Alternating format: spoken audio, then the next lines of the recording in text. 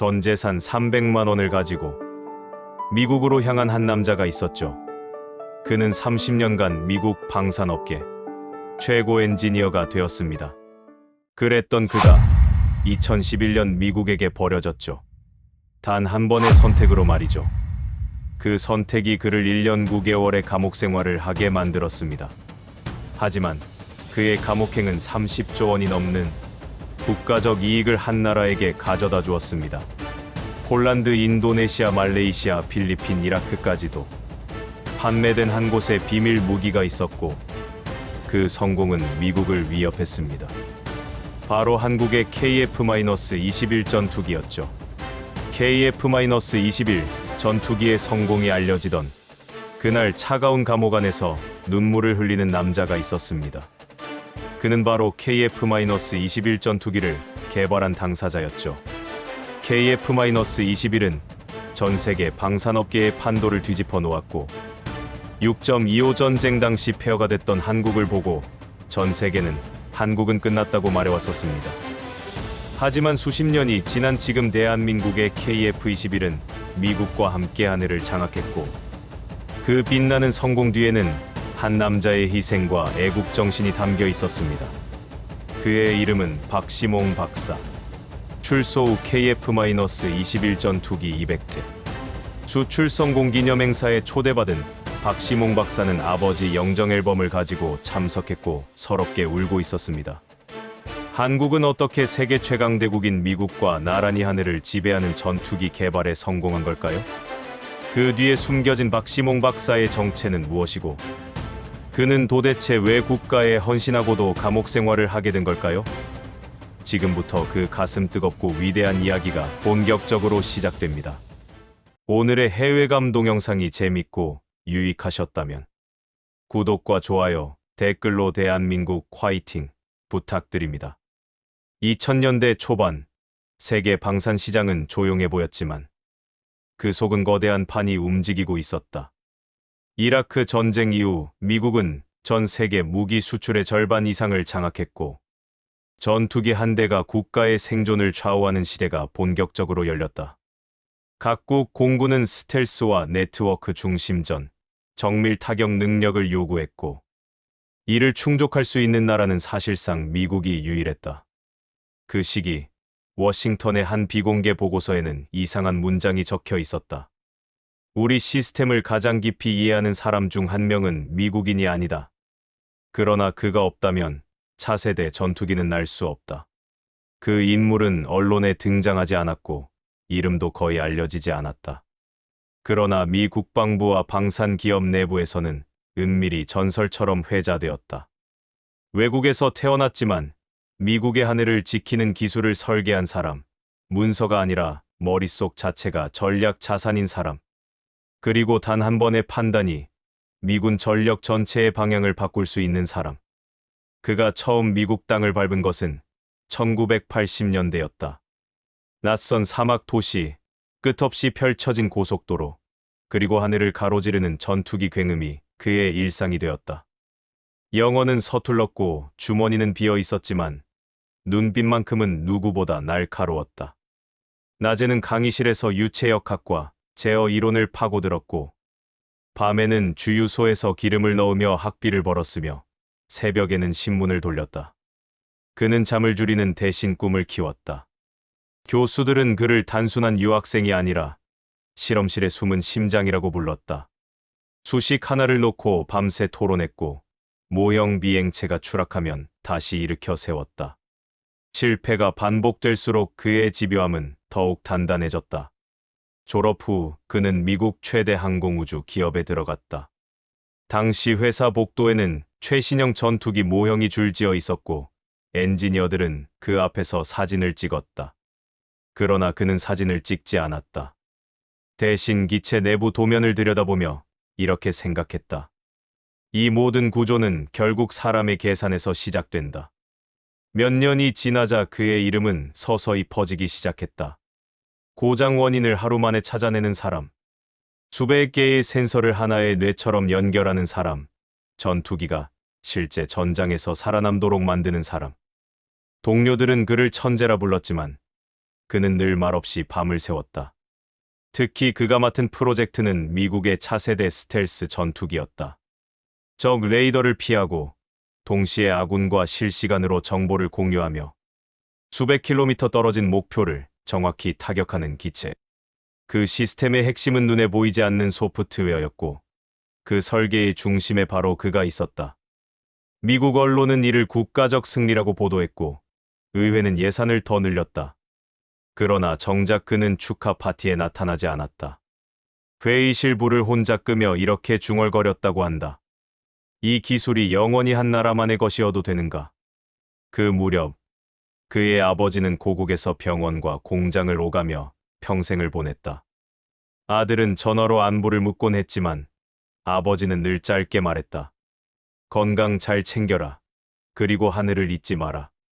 미국 방산업계는 점점 그를 의존하게 되었다.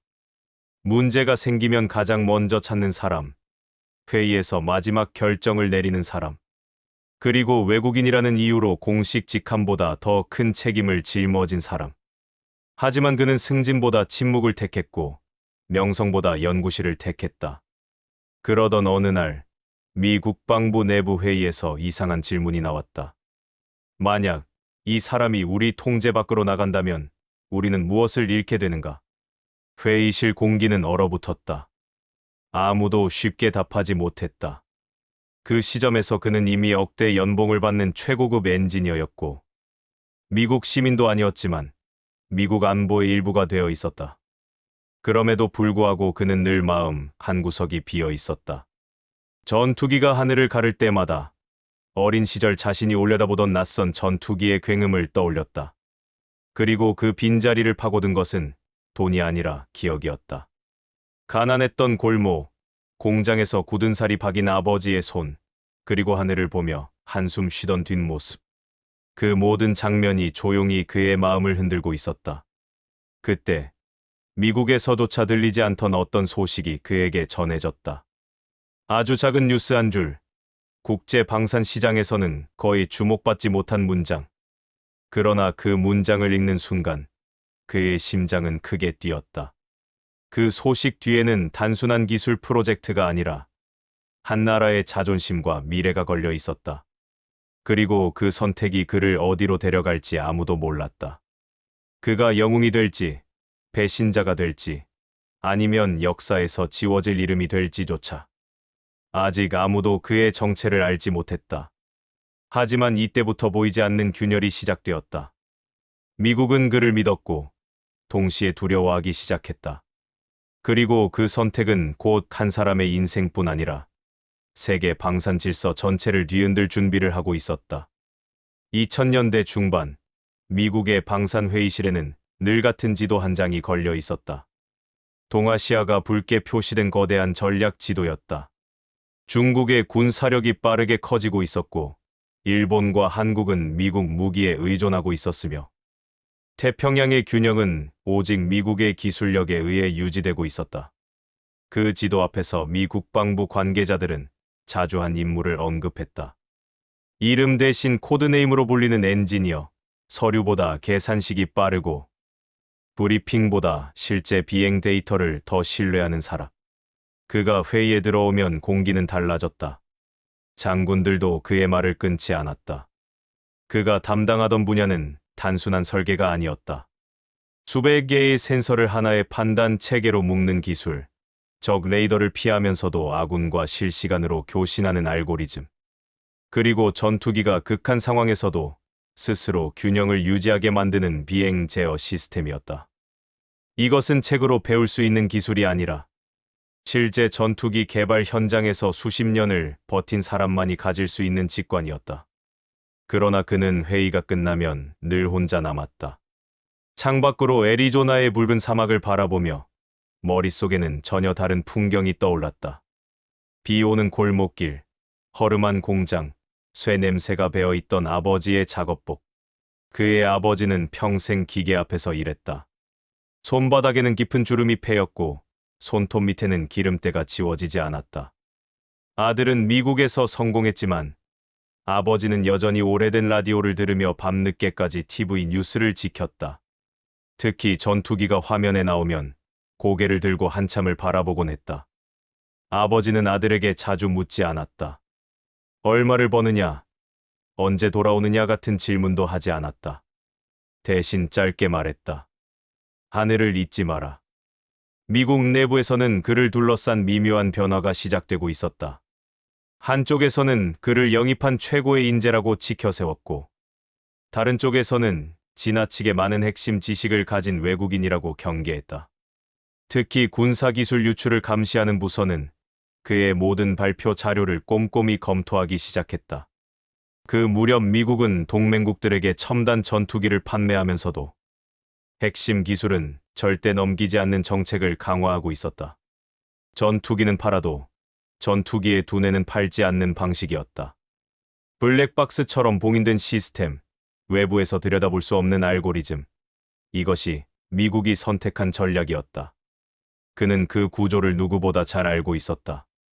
그래서 더욱 답답함을 느꼈다. 동맹국들은 돈을 내고 전투기를 사지만 정작 그 전투기가 어떻게 작동하는지는 알 수 없었다. 하늘을 지키는 무기를 갖고 있으면서도 그 하늘을 완전히 자기 것으로 만들지 못하는 현실이었다. 그러던 어느 날, 그는 낯선 이메일을 받았다. 제목에는 간단한 문장 하나가 적혀 있었다. 우리도 하늘을 만들고 싶습니다. 그 문장을 읽는 순간, 그의 심장은 크게 요동쳤다. 이메일에는 한 나라의 항공우주 프로젝트가 언급되어 있었고, 자신에게 자문을 요청한다는 내용이 담겨 있었다. 구체적인 설계 도면은 없었지만, 의지만은 분명했다. 더 이상 남의 전투기를 사지 않겠다는 선언처럼 느껴졌다. 그날 밤 그는 아버지에게 전화를 걸었다. 수화기 너머에서 들려오는 거친 숨소리, 오래된 집벽을 타고 흐르는 바람 소리. 아버지는 말이 없었다. 그리고 한참 뒤에 짧게 답했다. 조국이 부르면 가거라. 그 한마디가 그의 마음을 결정지었다. 하지만 그 선택이 쉽지는 않았다. 미국에서 그는 이미 정상에 서 있었다. 억대 연봉, 최고의 연구 환경, 세계 최고 수준의 동료들. 반면 고국은 아직 전투기 한 대도 온전히 만들지 못한 나라였다. 그럼에도 그는 점점 더 그 이메일을 다시 읽었다. 그리고 미국의 회의실에서 지도 속 붉은 지역을 바라보며 다른 생각을 하기 시작했다. 만약 한 나라가 스스로 하늘을 지킬 수 있다면 그 균형은 어떻게 바뀔까? 그 무렵 미국 내부에서도 이상한 소문이 돌기 시작했다. 그가 동아시아 프로젝트와 접촉하고 있다는 이야기, 기술 자문을 고려하고 있다는 말, 심지어 영구 귀국 가능성까지. 국토안보부와 방첩기관은 그의 동선을 조용히 추적하기 시작했다. 그는 이를 눈치챘다. 회의 중간에 갑자기 침묵이 길어지고 이메일 답장이 늦어지고 낯선 번호의 전화가 늘어났다. 그러나 그는 멈추지 않았다. 오히려 더 깊이 고민했다. 같은 시기 그의 아버지는 병원을 오가며 점점 쇠약해지고 있었다. 그러나 TV 속 전투기 장면만 나오면 눈빛이 살아났다. 아들은 그 모습을 보며 알 수 없는 책임감을 느꼈다. 그리고 마침내 결단의 순간이 다가왔다. 미국 방산업계의 심장부에서 그에게 제안이 들어왔다. 더 높은 자리, 더 많은 권한, 더 큰 연봉. 하지만 조건이 있었다. 외부 프로젝트와의 모든 접촉을 끊을 것. 그날 밤 그는 오래된 사진을 꺼내 들었다. 아버지가 전쟁 직후 폐허가 된 도시를 바라보던 모습, 어린 자신이 하늘을 향해 손을 흔들던 사진. 그 사진을 바라보며 그는 처음으로 분명히 깨달았다. 자신이 만든 기술이 누구의 하늘을 위해 존재해야 하는지. 그러나 아직 아무도 그의 이름을 알지 못했다. 미국은 그를 붙잡으려 했고, 그는 조용히 마음을 정리하고 있었다. 그리고 그 선택이 곧 미국과 그의 관계를 완전히 바꿔놓을 순간이 다가오고 있었다. 아직 전투기의 이름도, 나라의 이름도 드러나지 않았다. 하지만 긴장은 이미 정점으로 치닫고 있었다. 한 사람의 결단이 세계 방산 판도를 뒤흔들 준비를 하고 있었다. 2011년 초겨울, 애리조나의 하늘은 유난히 맑았다. 붉은 사막 위로 미군 전투기들이 연습 비행을 하며 길게 흰 궤적을 남겼고 그 궤적은 마치 한 인간의 운명을 가르는 경계선처럼 보였다. 그날 미 국방부 청사에서 열린 비공개 회의실에는 묘한 긴장이 흘렀다. 탁자 위에는 두꺼운 서류철이 놓여 있었고 표지에는 기술 통제라는 글자가 적혀 있었다. 회의의 중심에는 한 사람이 앉아 있었다. 그의 이름은 박시몽 박사였다. 미국 방산업계에서 그는 이미 살아있는 전설이었다. F-22 랩터의 핵심 무장 통합 소프트웨어를 설계한 인물. 수백 개의 센서를 하나의 전투 두뇌로 묶어낸 엔지니어. 위기에 빠진 비행체를 수십 몇 줄로 살려낸 사람. 그러나 그날 회의는 찬사 대신 경고로 가득했다. 미국은 그에게 더 높은 직책과 더 큰 예산을 제안했다. 그러나 조건은 단 하나였다. 한국과의 모든 기술 접촉을 중단하라는 것이었다. 회의실 벽에는 태평양 지도가 걸려 있었고 동아시아 지역은 붉게 표시돼 있었다. 미국에게 그곳은 전략의 심장이자 가장 예민한 전선이었다. 그리고 박시몽은 그 지도의 중심에 서 있는 사람이었다. 회의가 끝난 뒤 그는 건물 옥상에 올랐다. 활주로에서는 최신형 전투기가 이륙 준비를 하고 있었고 엔진 소음이 사막 바람을 갈랐다. 그 소리는 더 이상 성공의 상징이 아니라 무거운 선택의 압박처럼 들렸다. 그날 밤 그는 한국에 있는 아버지에게 전화를 걸었다. 수화기 너머에서는 오래된 형광등이 깜빡이는 소리와 거친 숨결이 섞여 있었다. 아버지는 한참을 침묵하다가 낮고 단단한 목소리로 말했다. 내 양심을 따라라. 그 한마디가 모든 것을 결정지었다. 며칠 뒤 박시몽은 로키드 마틴 인사팀의 사표를 제출했다. 상사는 충격에 휩싸여 물었다. 왜 정상에서 내려오느냐고. 박시몽은 길게 설명하지 않았다. 조국이 부른다. 그 한마디만 남겼다. 그 말은 곧바로 미 국방부와 국토안보부까지 전해졌다. 순식간에 그는 영웅에서 잠재적 위험 인물로 바뀌었다. 이메일 검토가 늘어났고 낯선 번호의 전화가 잦아졌다. 정장을 입은 수사관 2명이 그를 조용히 불러 세워 이렇게 말했다. 당신이 어떤 선택을 하든 미국 법을 넘는 행동은 허용되지 않는다. 그들은 정중했지만 차가웠다. 같은 시기 한국에서는 조용하지만 거대한 프로젝트가 움직이고 있었다. 한국형 전투기 개발 사업, 이름하여 KFX 프로젝트였다. 한국은 6.25 전쟁 이후 줄곧 미국 전투기에 의존해왔다. 최신 전투기를 구매했지만 핵심 기술은 단 한 줄도 받을 수 없었다. 블랙박스처럼 봉인된 시스템, 들여다볼 수 없는 알고리즘, 통제된 하늘이었다. 한국의 항공우주 연구진은 수년간 독자 개발을 시도했지만 결정적 한계를 넘지 못하고 있었다. 특히 항법 통합과 센서 퓨전, 무장 시스템 연동 분야에서 막혀 있었다. 그때 누군가 말했다. 그 사람을 데려와야 한다. 그리고 그 이름이 거론되었다. 박시몽 박사. 한국 정부는 공식 문서가 아닌 초청장을 보냈다. 기술 이전이 아니라 자문, 법적으로 문제없는 범위의 조언이었다. 그러나 그 초청장은 단순한 요청이 아니라 국가의 절박한 외침이었다. 우리도 하늘을 만들고 싶습니다. 그 문장을 읽는 순간 박시몽의 심장은 거세게 뛰었다. 그는 30년 전 미국으로 떠나던 날을 떠올렸다. 아버지가 건넨 전 재산 300만 원, 거친 손, 그리고 하늘을 보며 한숨 쉬던 뒷모습. 마침내 그는 결심했다. 인천행 비행기 티켓을 끊었다. 30년 만의 귀국이었다. 인천공항에 도착한 날, 차가운 겨울바람이 그의 얼굴을 스쳤다. 낯설면서도 이상하게 따뜻한 공기였다. 출국장 밖에는 굽은 허리의 노인이 서 있었다. 그의 아버지였다. 두 사람은 말없이 서로를 안았다. 아버지는 조용히 물었다. 후회하지 않겠느냐? 박시몽은 고개를 저었다. 이제 내가 해야 할 일이 있다. 귀국 직후 그는 작은 회사를 설립했다. 표면적으로는 항법 소프트웨어 기업이었지만 실질적으로는 한국형 전투기 개발의 두뇌 역할을 할 조직이었다. 서울의 한 회의실에서 그는 젊은 한국 엔지니어들과 마주 앉았다. 칠판에는 복잡한 수식이 빼곡히 채워졌다. 센서 통합, 비행 제어, 데이터 융합, 무장 연동이라는 단어들이 쏟아졌다. 젊은 엔지니어들은 믿기지 않는 표정으로 물었다. 이게 정말 가능한가? 박시몽은 단호하게 말했다. 가능하다. 내가 30년간 해왔던 일이다. 그러나 그 순간부터 또 다른 눈이 그를 바라보고 있었다. 미국 대사관에서 걸려온 전화, 국토안보부의 방문, 그리고 은근한 압박. 그들은 공개적으로 그를 비난하지 않았지만 분명히 경고했다. 당신이 하고 있는 일은 위험하다.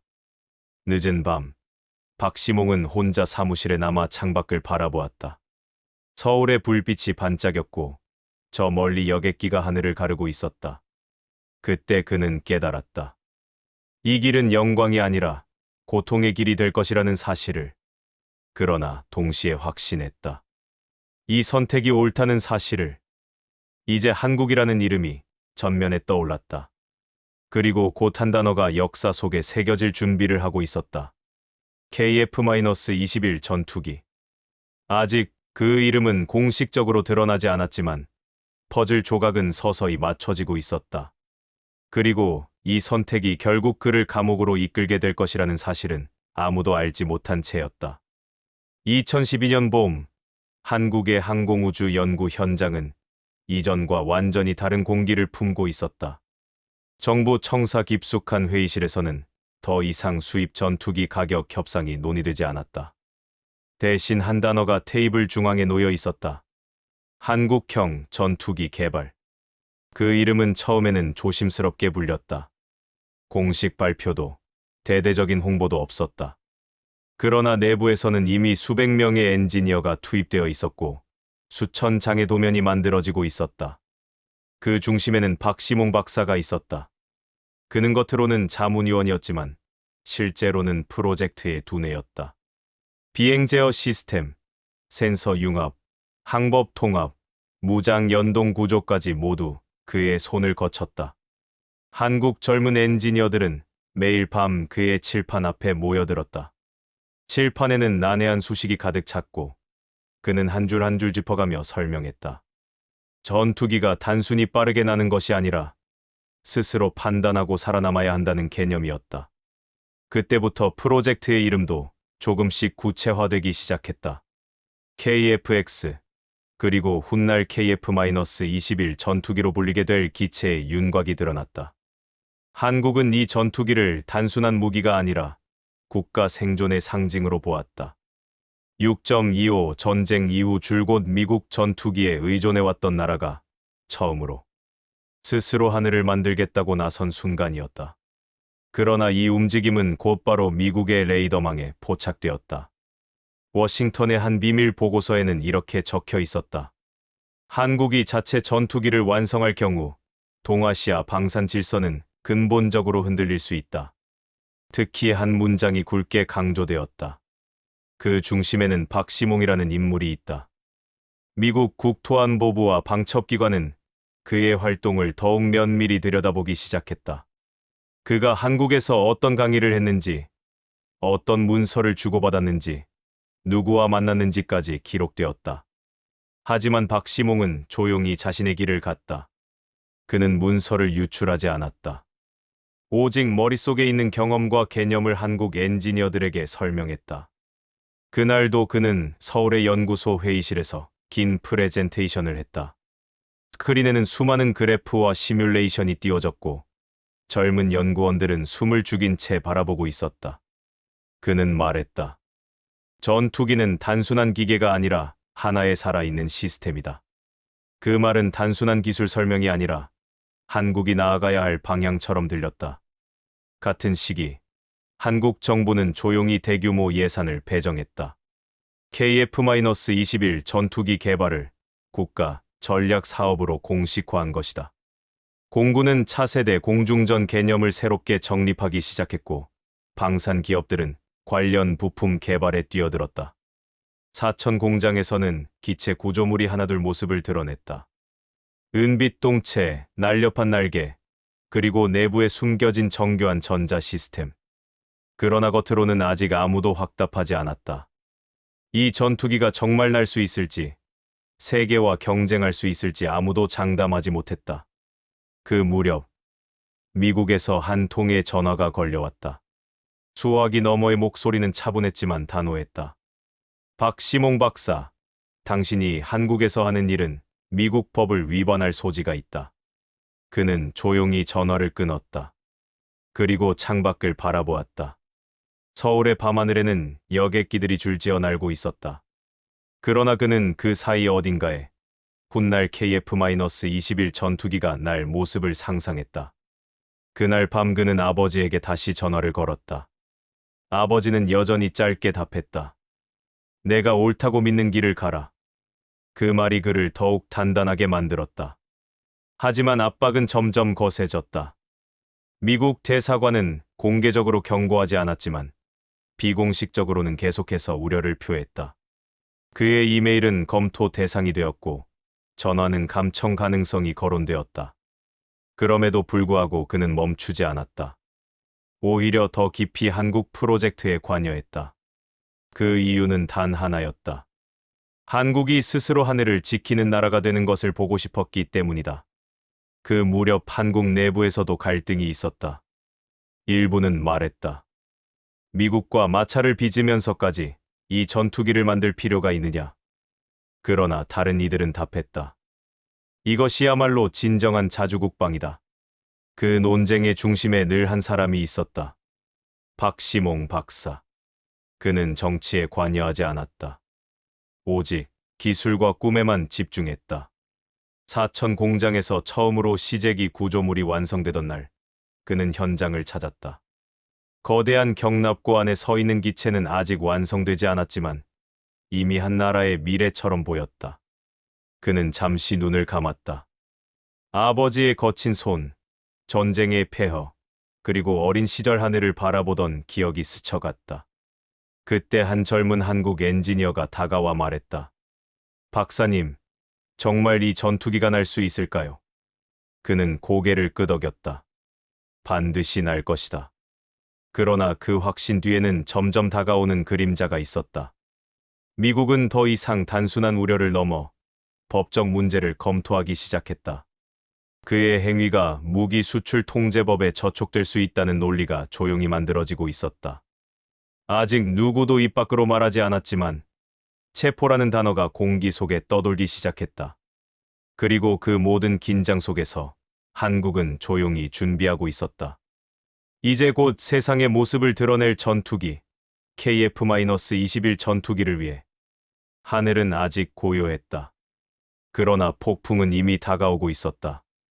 2014년을 전후해 한국의 항공우주 산업은 완전히 다른 속도로 움직이기 시작했다. 과거에는 외국 전투기를 구매하는 나라였지만 이제는 직접 설계도를 그리는 나라가 되었고 그 변화의 중심에는 분명한 전략이 있었다. 정부는 단순히 전투기 한 대를 만드는 것이 아니라 항공우주 생태계 전체를 바꾸려 하고 있었다. 기체 설계, 항공전자, 소프트웨어, 엔진 주변 기술, 시험 평가, 시뮬레이션, 부품 국산화까지 연결된 거대한 산업 구조가 서서히 구축되었다. 그 과정에서 가장 큰 난제는 여전히 항공전자와 센서 통합이었다. 미국, 유럽, 러시아 같은 항공 강국들은 이 분야를 절대 외부에 공개하지 않았고 한국은 그 벽을 스스로 넘어야 했다. 바로 그 지점에서 박시몽 박사의 존재가 결정적인 차이를 만들기 시작했다. 그는 더 이상 단순한 자문가가 아니었다. 겉으로는 외부 컨설턴트였지만 실제로는 한국형 전투기의 두뇌 구조를 설계하는 사람에 가까웠다. 서울과 사천을 오가며 그는 수십 차례 기술 워크숍을 열었다. 그 자리에는 한국항공우주산업, 국방과학연구소, 공군시험평가단, 대학 연구진, 그리고 민간 스타트업 엔지니어들까지 모였다. 칠판에는 복잡한 그림이 그려졌다.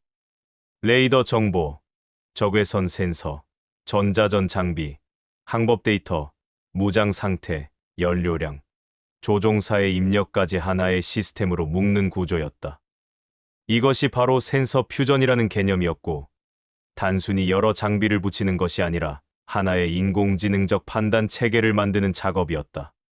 젊은 한국 엔지니어들은 놀랐다. 교과서에서만 보던 이론이 눈앞에서 현실로 구현되는 순간이었기 때문이다. 그러나 동시에 내부 논쟁도 커졌다.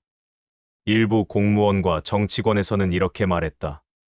미국과 갈등을 빚으면서까지 이 기술을 밀어붙일 필요가 있는가? 차라리 F-35를 더 사는 것이 안전하지 않은가? 하지만 반대쪽에서는 다른 논리가 나왔다.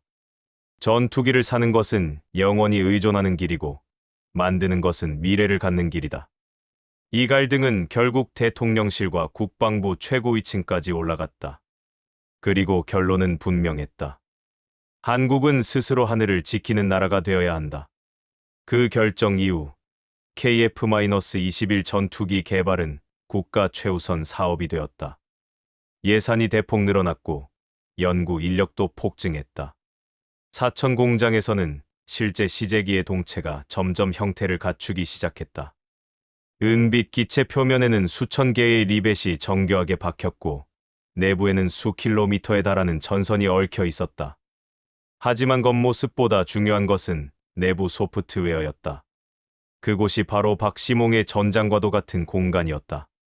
그는 매주 2차례 한국 엔지니어들과 장시간 회의를 진행했다. 어떤 날은 10시간 넘게 이어졌다. 커피가 식고 창밖이 어두워질 때까지 토론이 멈추지 않았다. 그는 이렇게 말했다. 전투기는 빠른 비행체가 아니라 상황을 읽는 지능체여야 한다. 그 말은 단순한 기술 설명이 아니라 한국 방산 전략의 철학이 되었다. 그러나 이 시점부터 미국의 태도는 분명히 달라졌다. 워싱턴의 한 보고서에는 이런 문장이 적혔다. 한국이 독자 전투기를 완성할 경우 미국의 아시아 방산 영향력이 약화될 수 있다. 특히 한 이름이 반복적으로 등장했다. 박시몽 박사. 미국 국토안보부와 상무부, 그리고 국방부는 공동으로 그의 활동을 검토하기 시작했다. 그가 한국에서 어떤 강의를 했는지, 어떤 자료를 사용했는지, 어떤 회의에 참석했는지 세밀하게 조사했다. 겉으로는 정중했지만 압박은 분명했다. 2015년 어느 날 미국 대사관 관계자가 그를 직접 찾아왔다. 차분하지만 단호한 목소리였다. 당신이 한국에서 전수하는 기술은 미국의 군사 기밀과 밀접하게 연결되어 있다. 지금이라도 중단하라. 박시몽은 침착하게 답했다. 나는 문서를 유출한 적이 없다. 내 머릿속 지식을 설명했을 뿐이다. 하지만 미국의 시선은 달랐다. 그들에게는 문서든 기억이든 핵심 지식 자체가 통제 대상이었다. 그날 이후 그의 이메일과 전화는 더욱 엄격하게 감시되는 분위기가 형성되었다. 알 수 없는 번호의 전화가 늘었고 회의 중간에 누군가 노크 없이 들어오는 일도 생겼다. 그럼에도 불구하고 그는 멈추지 않았다. 그 이유는 점점 분명해졌다. 그는 단순히 기술을 가르치는 것이 아니라 한국이라는 나라가 스스로 설 수 있도록 길을 닫고 있다고 느꼈다. 같은 시기, 한국 내부에서는 중요한 성과가 나오기 시작했다. 레이더 성능이 크게 개선되었고 비행 제어 알고리즘이 안정적으로 작동하는 결과가 확인되었다. 시험 비행 시뮬레이션에서는 가상의 KF-21이 여러 상황에서 균형을 유지하며 기동하는 장면이 반복적으로 나타났다. 공군 관계자들은 보고서를 보며 조용히 고개를 끄덕였다. 이 전투기는 단순한 복제품이 아니라 한국만의 철학을 담은 기체가 될 수 있었다. 하지만 그 성과가 커질수록 미국의 의심도 함께 커졌다.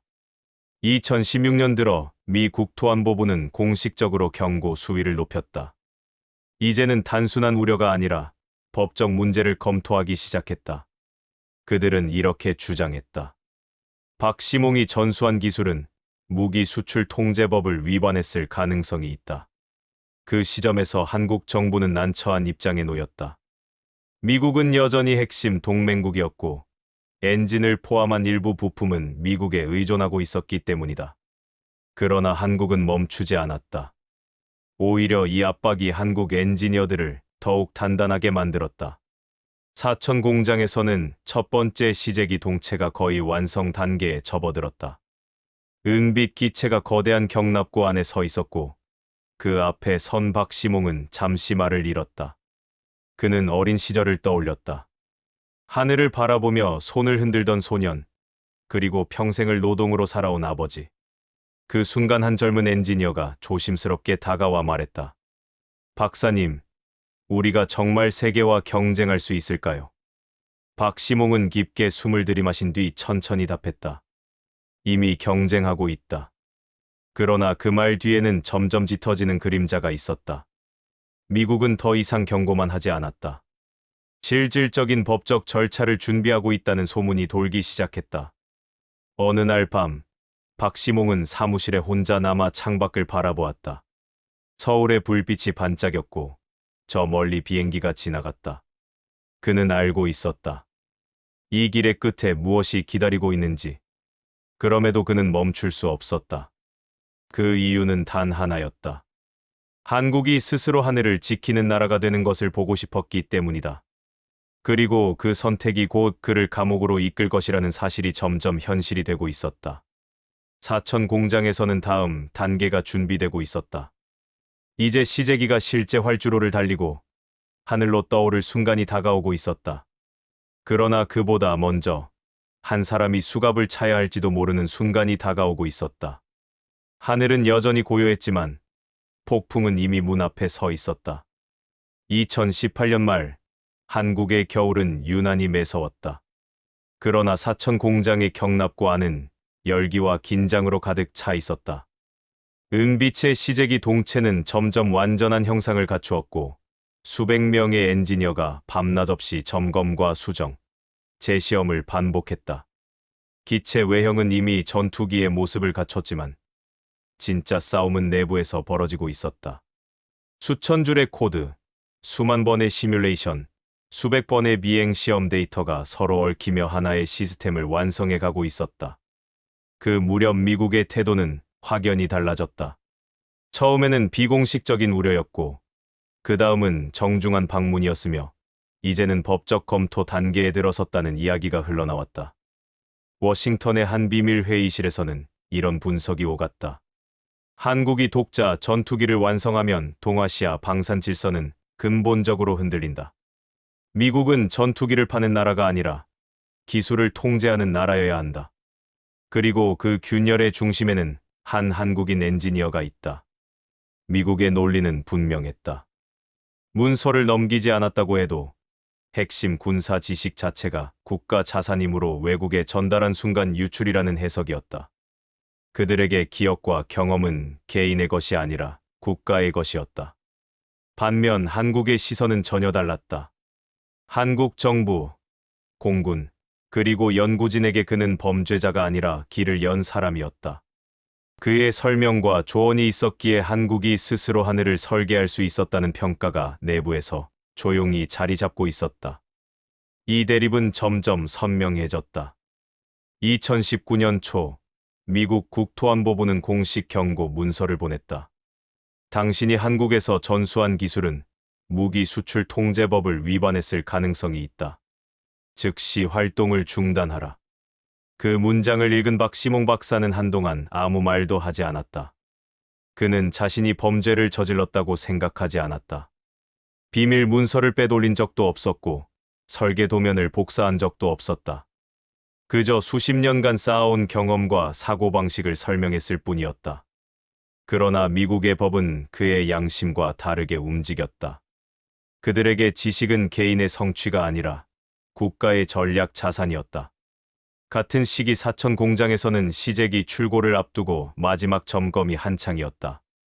기체 표면에는 태극 문양이 선명했고 내부 시스템은 반복 시험을 거쳐 안정화되고 있었다. 그 모습을 바라보던 박시몽의 마음은 복잡했다. 자신이 도운 전투기가 완성되어가는 기쁨과 곧 닥칠 위험이 동시에 밀려왔다. 이때부터 미국의 감시는 노골적으로 변했다.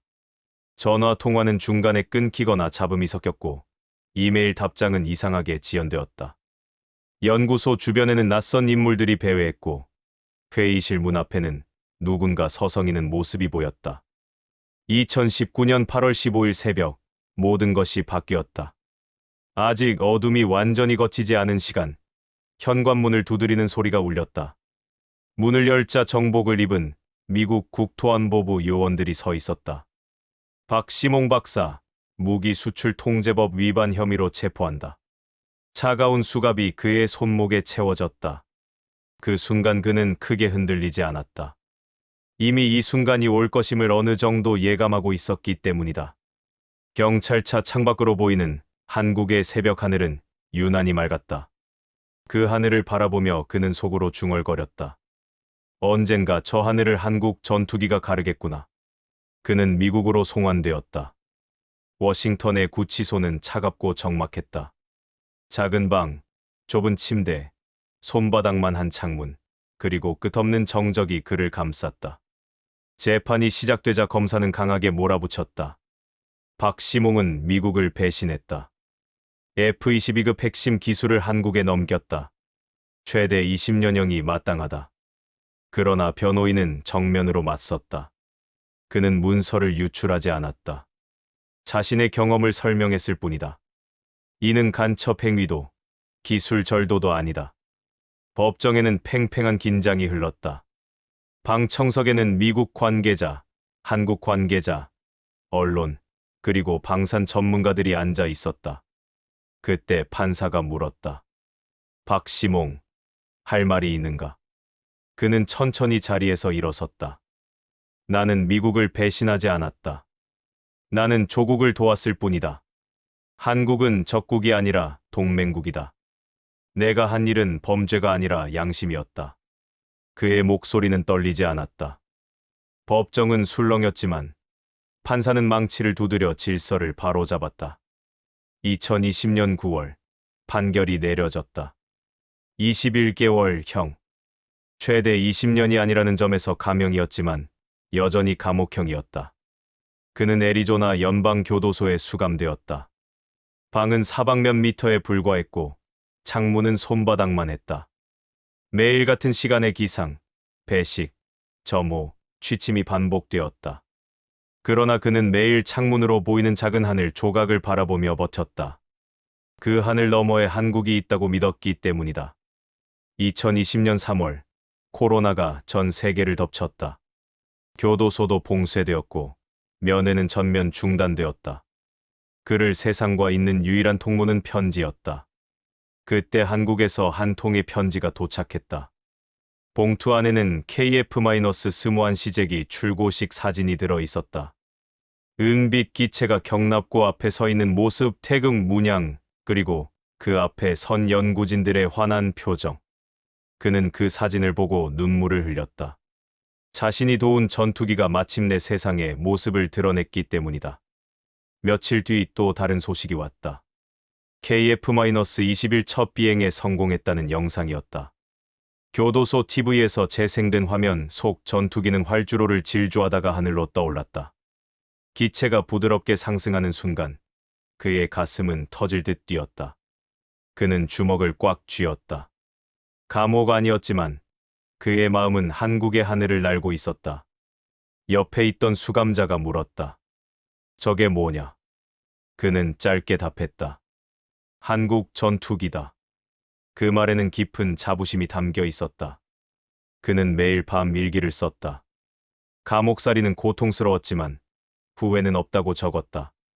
저 전투기가 모든 것을 증명한다고 적었다. 그 사이 미국 내부에서도 논쟁이 벌어졌다. 일부는 그를 엄벌해야 한다고 주장했고 다른 일부는 과도한 처벌이라고 비판했다. 심지어 미국 정부가 감형 탄원서를 제출했다는 이야기도 돌았다. 2021년 2월, 그는 출소했다. 차가운 철문이 열리고 눈부신 햇빛이 쏟아졌다. 1년 9달 만의 자유였다. 그는 곧바로 한국행 비행기에 올랐다. 태평양 위를 날아가며 창밖을 바라보았다. 끝없이 펼쳐진 바다와 구름이 흘러갔다. 인천공항에 도착하자 아버지가 기다리고 있었다. 머리는 더 휘어졌고 몸은 더 야위었지만 눈빛은 여전히 따뜻했다. 두 사람은 말없이 서로를 안았다. 그 포옹 속에는 말로 표현할 수 없는 세월이 담겨 있었다. 그 직후 그는 사천 공장으로 향했다.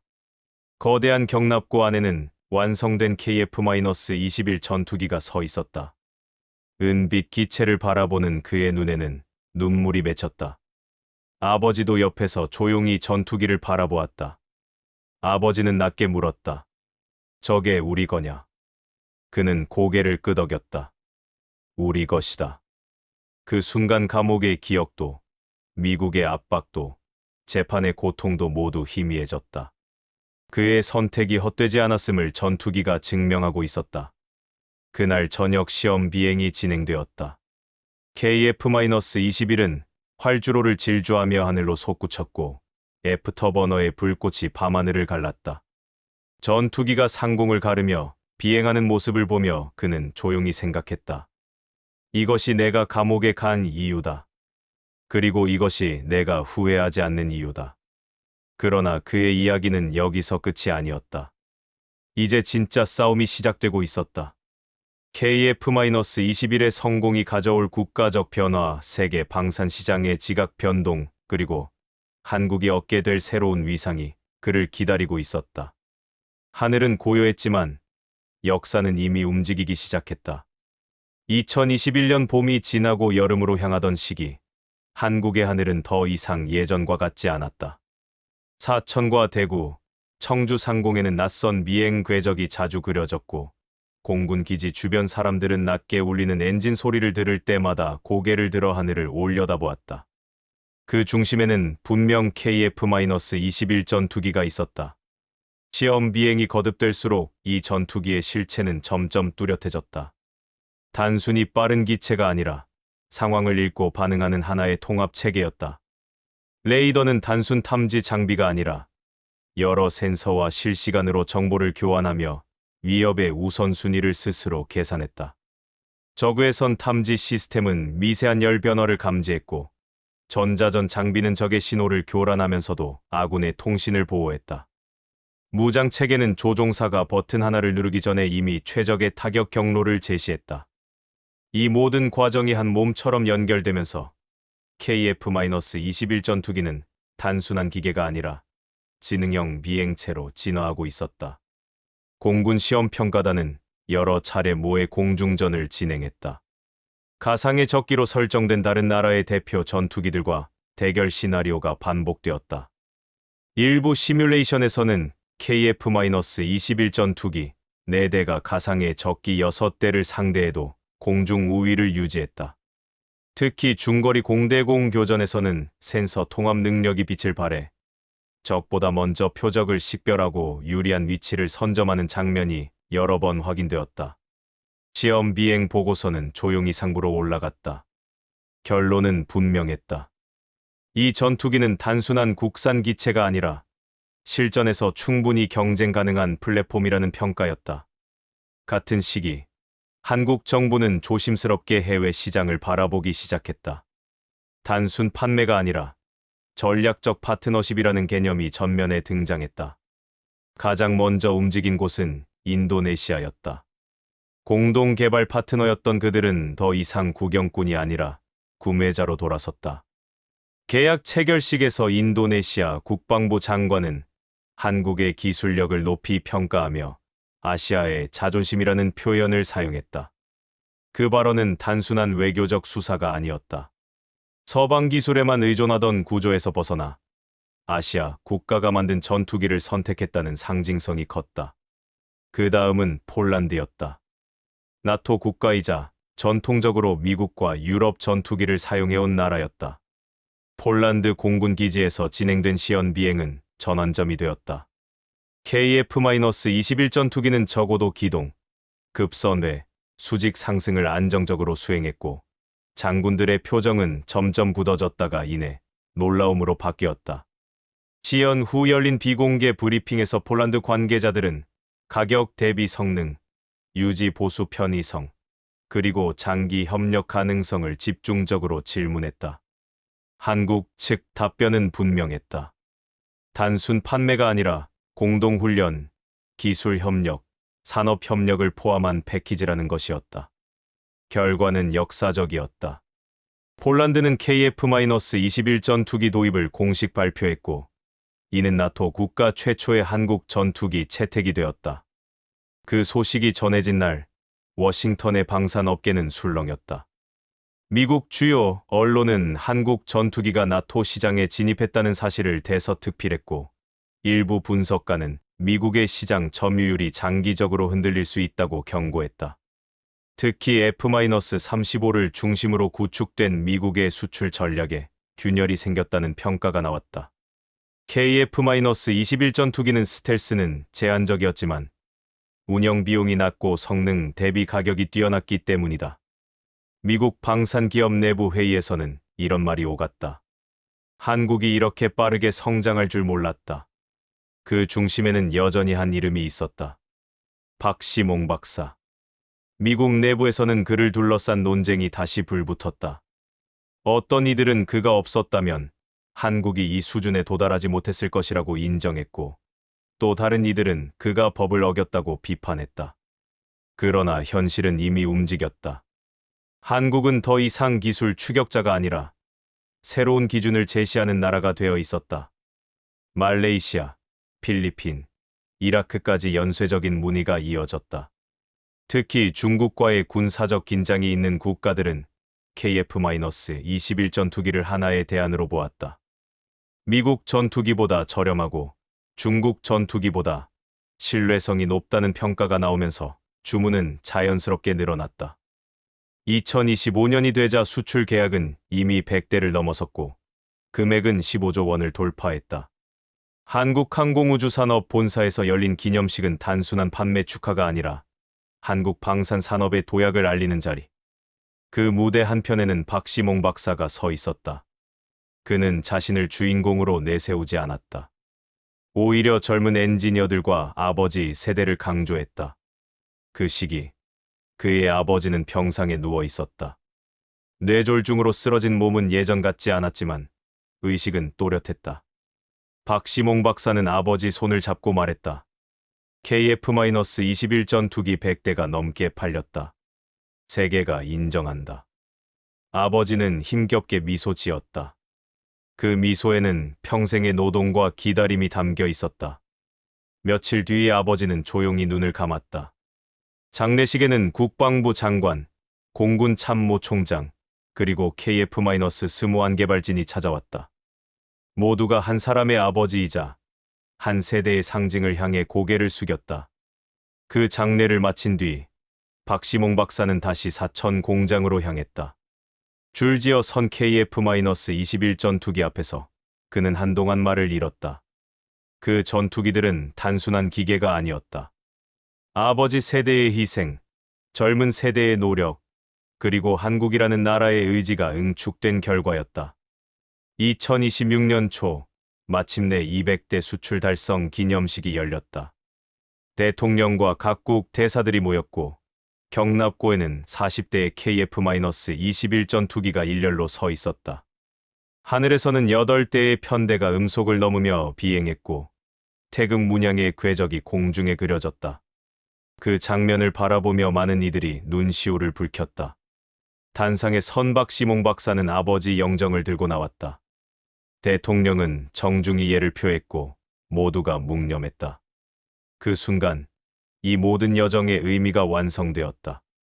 한국은 더 이상 기술을 사는 나라가 아니라 기술을 수출하는 나라가 되었다. 미국과 나란히 하늘을 논하는 국가가 되었고 아시아 방산 지형을 바꾸는 주체가 되었다. 그러나 이 성공의 이면에는 여전히 한 장면이 남아 있었다. 차가운 감옥 안에서 첫 비행 영상을 보며 눈물 흘리던 한 사람. 그 기억이 있었기에 이 성취는 더욱 무겁고 깊었다. 기념식이 끝난 뒤 한 젊은 엔지니어가 다가와 물었다. 다음 세대 전투기는 어떻게 만들어야 할까요? 박시몽 박사는 잠시 하늘을 바라보다 조용히 답했다. 이제는 여러분이 길을 만들 차례다. 그 말에는 더 이상 희생을 강요하지 않는 새로운 시대에 대한 믿음이 담겨 있었다. 저녁이 되자 서울의 불빛이 반짝였다. 70년 전 폐허였던 도시는 이제 세계적인 대도시가 되었고 그 하늘 위에는 한국의 전투기가 날고 있었다. 호텔방 창가에 서서 그는 노트에 글을 남겼다. 진정한 힘은 무기가 아니라 사람이다.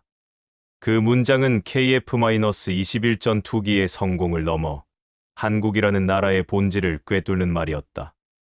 다음 날 그는 다시 미국으로 돌아갈 준비를 했다. 그러나 마음은 여전히 한국에 남아 있었다. 그는 속으로 다짐했다. 300대, 400대가 팔릴 때도 한국이 부르면 언제든 돌아오겠다고. 그리고 창밖을 바라보며 조용히 말했다.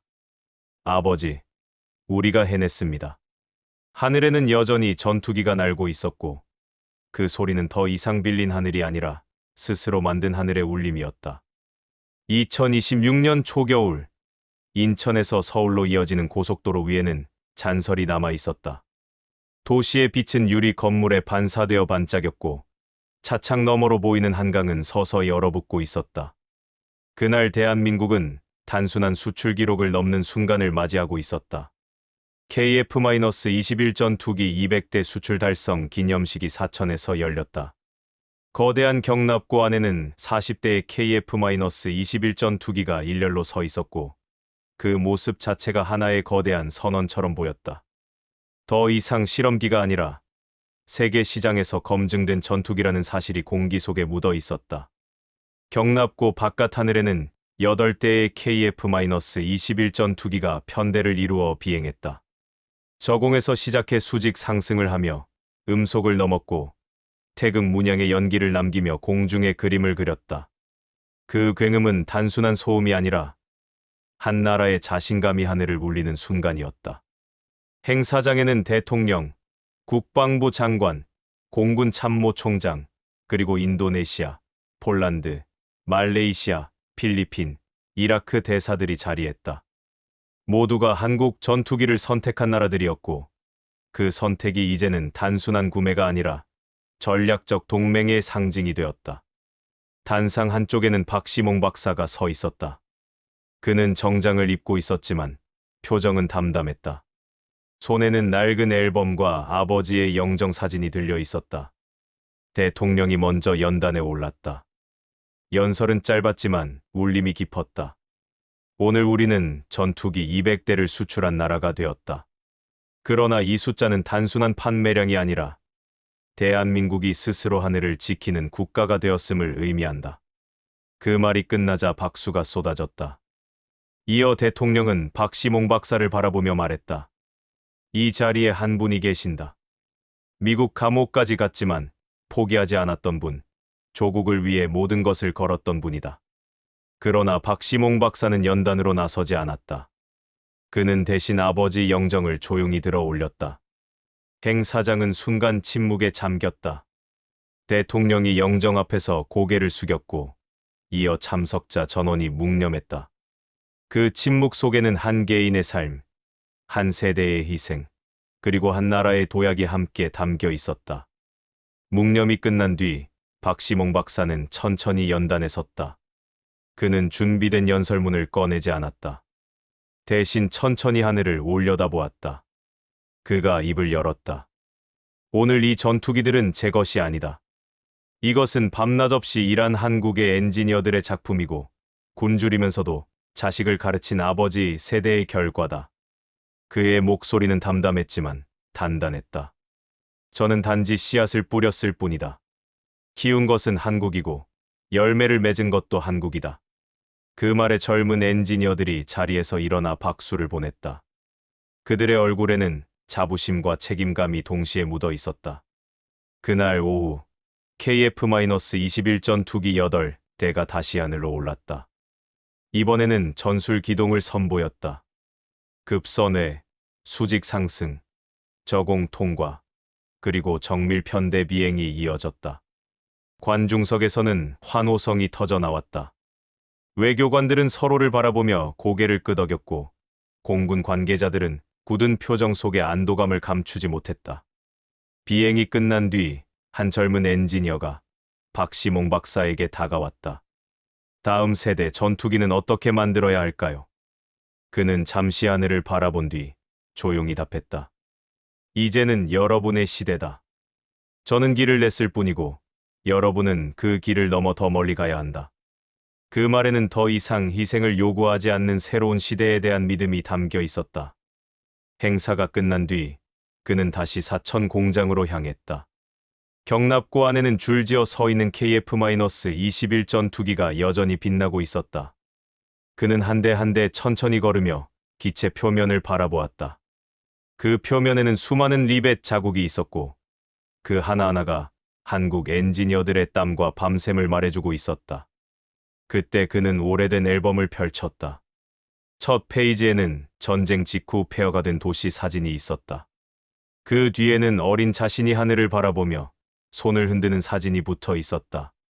그리고 마지막 페이지에는 KF-21 첫 비행 성공 기사가 스크랩되어 있었다. 그는 그 앨범을 가슴에 안았다. 그날 저녁, 그는 서울로 돌아와 호텔 방 창가에 섰다. 도시의 불빛은 끝없이 이어졌고 저 멀리 김포 상공에는 여객기가 날고 있었다. 노트북을 열자 한국 뉴스가 화면에 떠올랐다. KF-21 전투기 나토 훈련 참가, 폴란드 실전 배치 완료, 동남아 추가 문해 등 헤드라인이 줄줄이 이어졌다. 그는 그 기사들을 하나하나 읽으며 미소 지었다. 그러나 그의 마음속에는 여전히 한 장면이 남아 있었다. 차가운 감옥방 안에서 첫 비행 영상을 보며 눈물 흘리던 순간. 그 기억이 있었기에 오늘의 성취는 더 깊고 무거웠다. 다음 날 그는 아버지 묘소를 찾았다. 차가운 바람이 불었지만 햇빛은 따뜻했다. 그는 묘비 앞에 서서 조용히 말했다. 아버지, 우리가 해냈습니다. 이제 한국은 전투기를 만드는 나라가 되었습니다. 그 순간 멀리서 비행기 소리가 들려왔다. 그는 고개를 들어 하늘을 바라보았다. 긴 궤적을 남기며 날아가는 전투기 한 대가 보였다. 그는 조용히 고개를 숙였다. 2026년 이후 한국의 방산 산업은 완전히 다른 단계로 접어들었다. 단순 수출국이 아니라 기술 표준을 제시하는 국가가 되었다. KF-21 전투기를 중심으로 레이더, 미사일, 전자전, 항공 소프트웨어까지 하나의 생태계가 구축되었다. 중소기업들은 항공 부품 공급망에 편입되었고 대학 연구실에서는 차세대 항공 알고리즘을 연구하기 시작했다. 공군은 KF-21 전투기를 중심으로 새로운 전술 개념을 정립했고 동맹국들과의 연합훈련에서도 주도적 역할을 맡았다. 미국 방산업계는 더 이상 한국을 추격자로 보지 않았다. 경쟁자로 인정했고 동시에 협력 파트너로 바라보기 시작했다. 일부 미국 언론은 이렇게 평가했다. 한국은 기술을 사는 나라에서 기술을 만드는 나라로 넘어갔다. 그러나 그 변화의 중심에는 여전히 한 사람의 선택이 있었다. 전 재산 300만 원을 들고 미국으로 떠났던 한 청년 미국 최고 엔지니어가 되었지만 조국을 택했던 한 사람, 그리고 감옥에서도 후회하지 않았던 한 남자. 그 이름은 박시몽 박사였다. 그는 이제 더 이상 전면에 나서지 않았다. 가끔 한국 연구진과 화상회의를 하며 조언을 건넸고 조용히 뒤에서 지켜보았다. 그러나 그의 존재 자체가 한국 항공우주 산업의 상징이 되었다. 2027년 어느 날 폴란드에서 온 메일이 도착했다. KF-21 전투기가 나토 연합훈련에서 성공적으로 임무를 수행했다는 내용이었다. 그는 그 사진을 바라보며 조용히 미소 지었다. 그날 밤 사막의 별빛이 창밖을 비췄다. 애리조나의 하늘은 여전히 맑았고 선인장은 메마른 땅에서도 굳건히 서 있었다. 그는 노트에 마지막 문장을 적었다. 진정한 힘은 무기가 아니라 사람이다. 그리고 그 사람들의 집이 바로 한국이다. 다음 날 그는 다시 한국행 비행기에 올랐다. 300대 수출 기념식이 열릴 때, 그리고 400대가 팔릴 때, 그는 언제든 돌아올 생각이었다. 비행기가 이륙하며 구름 위로 올라갔을 때, 그는 창밖을 바라보았다. 아래에는 태평양이 끝없이 펼쳐져 있었고, 그 너머에는 한국이 있었다. 그는 조용히 중얼거렸다. 한국이 부르면 나는 다시 간다. 그리고 창밖 멀리 하늘을 가르는 전투기의 희미한 궤적을 바라보며 눈을 감았다. 그날 대한민국의 하늘은 더 이상 빌린 하늘이 아니었다. 스스로 만든 하늘이었다. 오늘 영상은 여기까지입니다. 감사합니다.